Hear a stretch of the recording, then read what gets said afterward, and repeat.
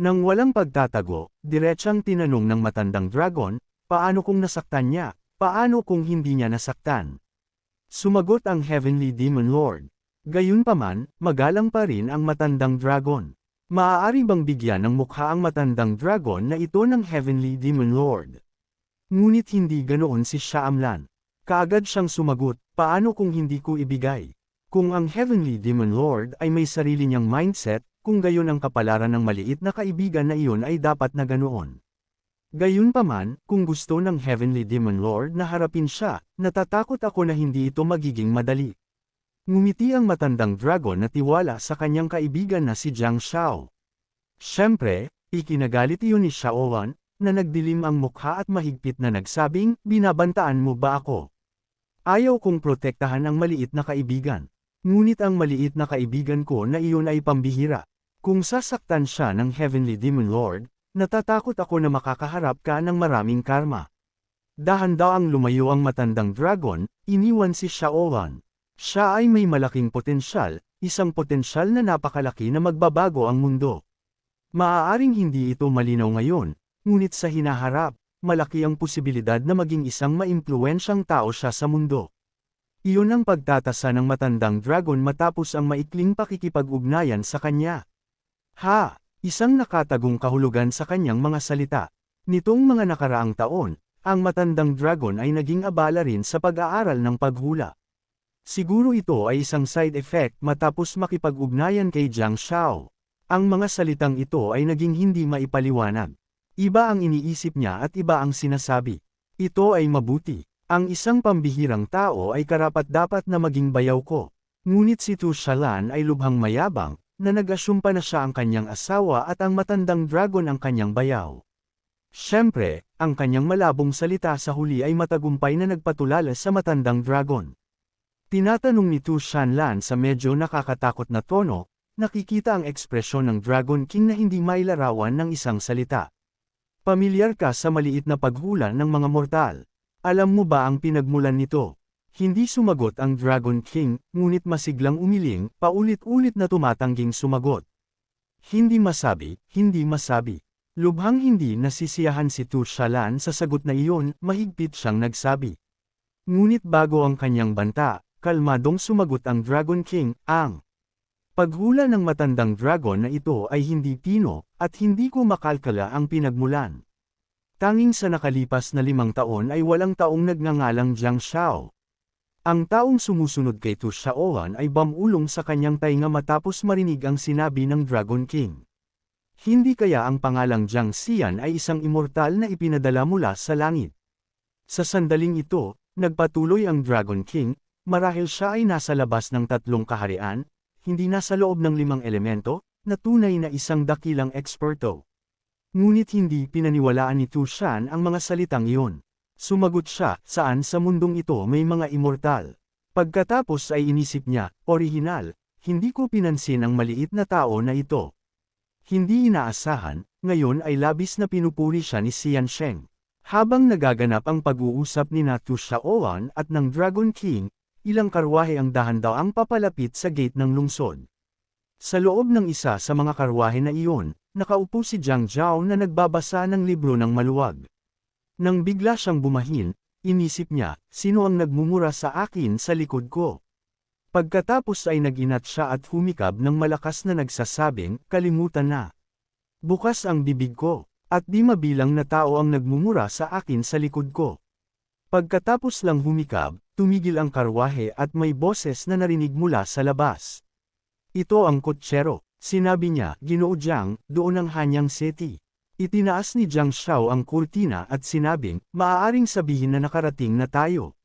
Nakaupo sa karwahe ng 4 o 5 araw. Ang puwitan ko ay malapit ng malaglag.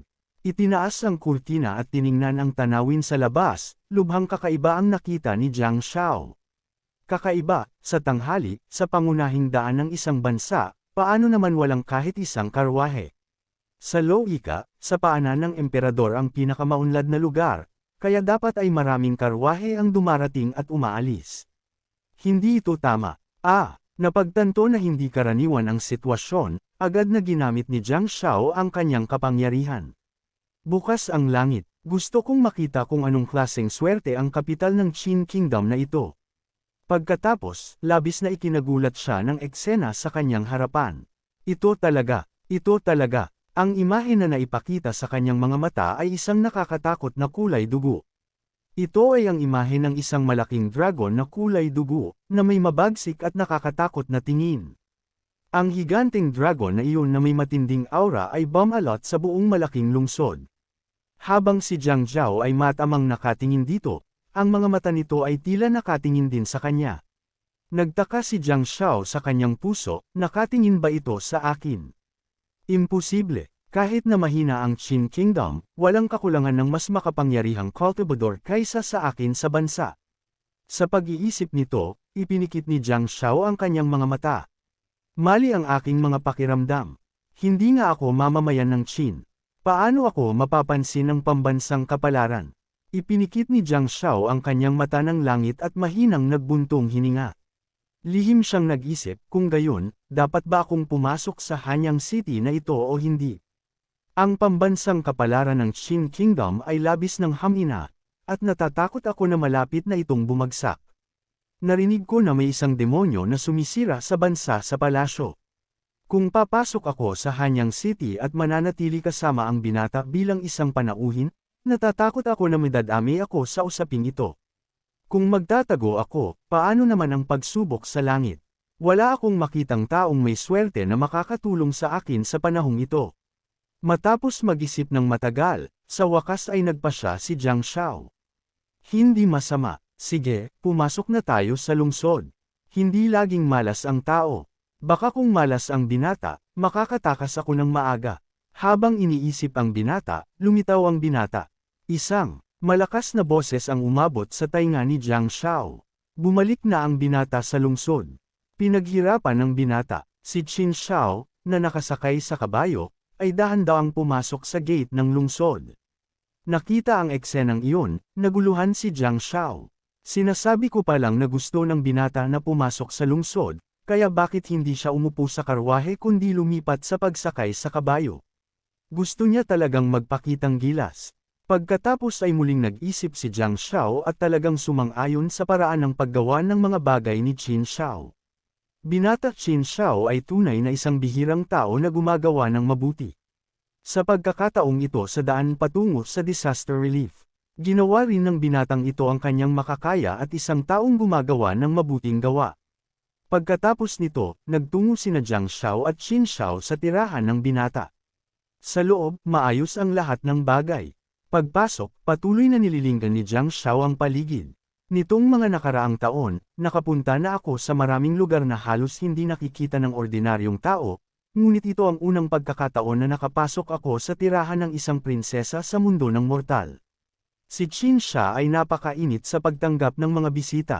Kung gusto mo, Ginoo, kunin mo lang. Ngumiti ng maliwanag si Jiang Zhao at sumagot, paano ko naman kukunin ang mga bagay na mahal niyo, binata? Patuloy na ngumiti ng mabait si Jin Zhao. Huwag kang masyadong magalang sa akin, Ginoo. Kung gusto mo, kunin mo lang. Ayos lang. Bukas, papasok ako sa palasyo upang makipagkita sa emperador.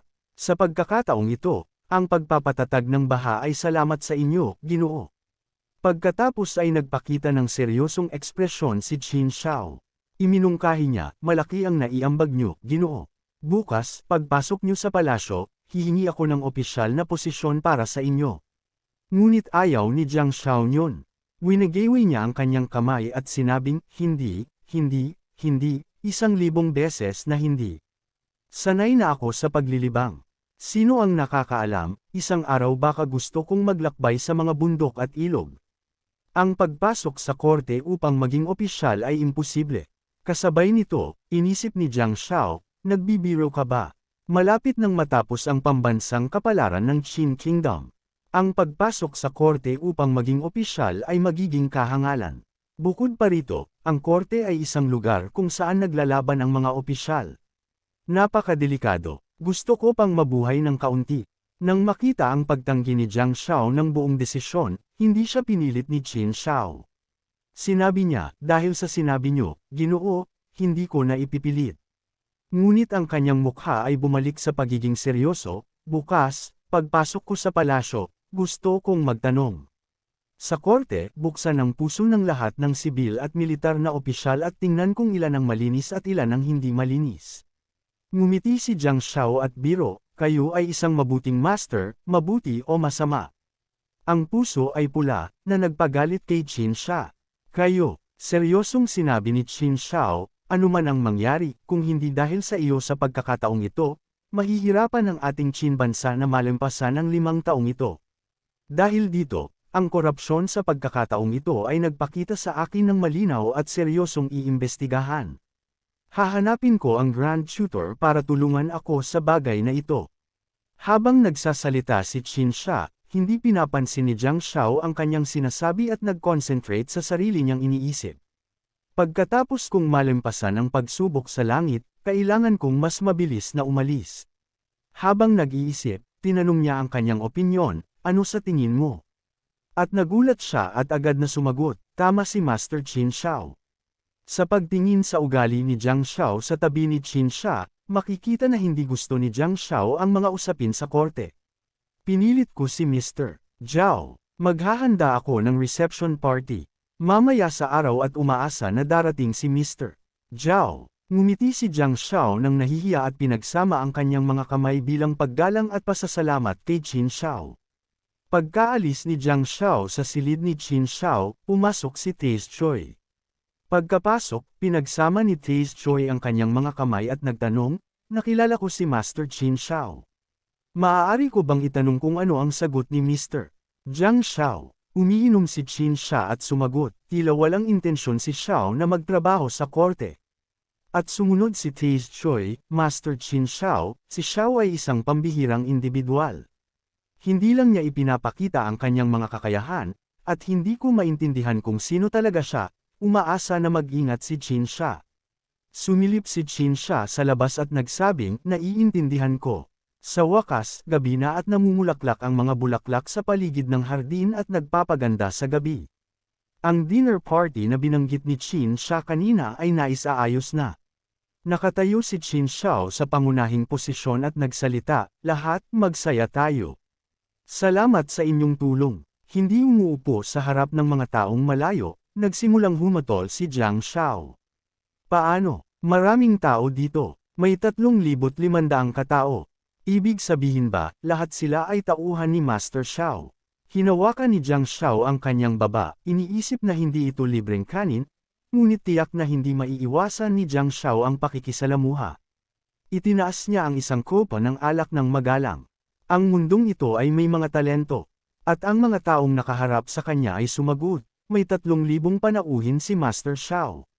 Nasa kanilang teritoryo sila, at nag-iisip si Jiang Shao at sumusunod lang kay Qin Shao at tinatamasa ang mga benepisyo.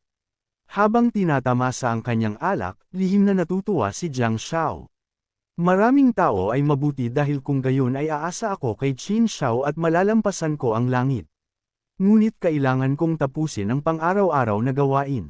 Sapat na, at matapos uminom at kumain ng masaya, mahimbing na natulog si Jiang Shao sa kama. Sa pagitan, isang kulay dugong aura ang lumalapit kay Jiang Shao. Ang maliit na aura ay lumalapit kay Jiang Shao at bumabalot sa kanya.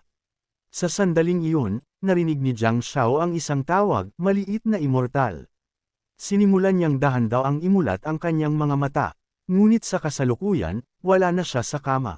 Sa pagtingin sa paligid at mga kasuotan, naguluhan siya. Nananaginip ba ako o bigla akong nagising? Bigla, may kakaibang bagay na nagpagulat sa kanya at nagtanong kung sino, nang makita niya ng malinaw ang dragon at nagsimula na nakita niya nang pumasok. Naisip ng dragon, ang taong ito ay tinatawag na Jiang Ju. Hindi alam ang kanyang antas ng cultivation, ngunit tiyak na nakatakas siya mula sa kamay ng Heavenly Demon Lord. Kasabay nito, nag-iisip din si Jiang Ju, kaya pala, talagang nakatingin ito sa akin noon. Hindi lang iyon ang pakiramdam ko. Ngayon, pumasok na ito sa aking panaginip upang hanapin ako. Walang masamang balak ang dragon at kalmadong sinabi sa kanya, Ginoo, pakiusap, huwag kang magulat. Ako ang pambansang kapalaran ng Qin Kingdom na nagbagong anyo, hindi isang masamang espiritu. Hindi rin nagpanik si Jiang Ju. Simpleng tanong niya, may negosyo ba si Zilong sa pagpasok sa aking panaginip? Ang pambansang kapalaran ng Qin Kingdom ay bahagyang yumuko at nagsabing, umaasa pa rin ako na papayag kayo sa aking kahilingan. Ito ang nagpakuryoso kay Jiang Ju. Pagkatapos nito, pinagsama ni Jiang Ju ang kanyang mga kamay at sinabing may ngiti, ako ay isang cultivador lang sa kabundukan. Paano naman ako magiging paborito ng kapalaran ng isang bansa? Hindi pinansin ng pulang dragon ang pagtanggi ni Jiang Ju. Sinabi ng dragon, Ginoo, masyado kang mapagpakumbaba. Nang araw na iyon sa Yue River, kumilos ka sa ngalan ng langit upang parusahan ang demonyong pagong sa Yue River. Nakita ko iyon sa aking sariling mga mata. Hindi ko naman sinasadyang umihi. Sa teritoryo lang ng Qin Kingdom, malalaman ko ang lahat. Ginoo, pakiusap, huwag mo akong sisihin. Nang marinig ni Jiang Ju ang sinabi ng pulang dragon, winigiwi niya ang kanyang kamay. Ayos lang. Ayos lang. Sa panahong iyon, nakayuko pa rin ang ulo ng pambansang kapalaran ng Qin Kingdom. Like, comment, share, and subscribe naman dyan mga itudo. Maraming salamat po.